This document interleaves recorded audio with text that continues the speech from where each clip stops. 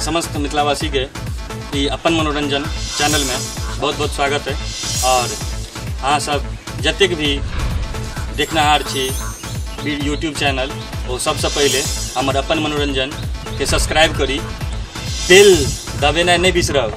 जो बिसरब तो हमार नवका वीडियो सब नहीं मिलत, ताहि दुआरे बेल सबसे पहले दबाएब और ई चैनल के सब्सक्राइब करब। जय मिथिला, जय।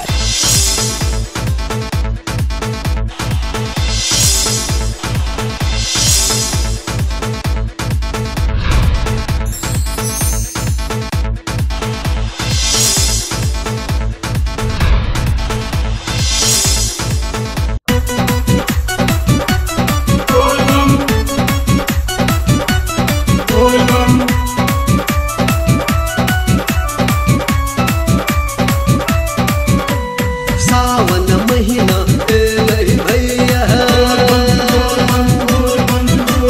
सावन महीना एलहि भैया, भोला पर ध्यान लगा लिया। कन्हा पर कांवर उठाओ, कन्हा पर कांवर उठाओ, बोलबम के नारा लगा लिया। कन्हा पर कांवर उठाओ, बोलबम के नारा लगा लिया।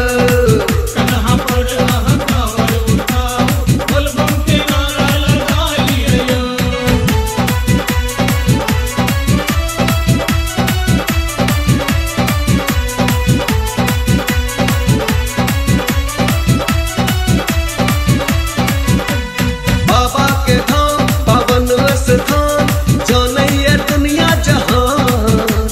बाबा के नाम जपू आठ याम, बनत बिगड़ल काम या। बाबा के धाम पावन स्थान, जानैया दुनिया जहान। बाबा के नाम जपू आठ याम, बनत बिगड़ल काम।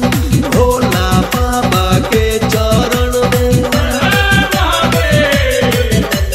भोला बाबा के चरण में अपन शीश झुका लिया। कन्हा पर कांवर उठाओ, कन्हा पर कांवर उठाओ, बोलबम के नारा लगा लिया। कन्हा पर कांवर उठाओ, बोलबम के नारा लगा लिया।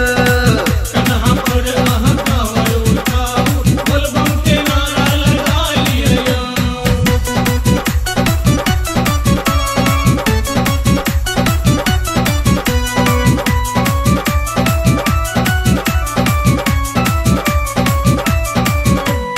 मंदिर में आओ, गंगा जल लाओ, फूल बेल पात चढ़ाओ। विनती सुनाओ, अर्जी लगाओ, भोला बाबा के मनाओ। मंदिर में आओ, गंगा जल लाओ, फूल बेल पात चढ़ाओ। विनती सुनाओ, अर्जी लगाओ, भोला बाबा के मनाओ। दर्शन करो शिव शंकर के, दर्शन करो शिव शंकर के, सुतल भाग जगा लिया।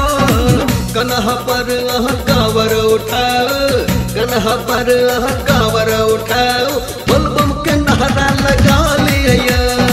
कन्हा पर कांवर उठाओ, बोलबम के नारा लगा लिया।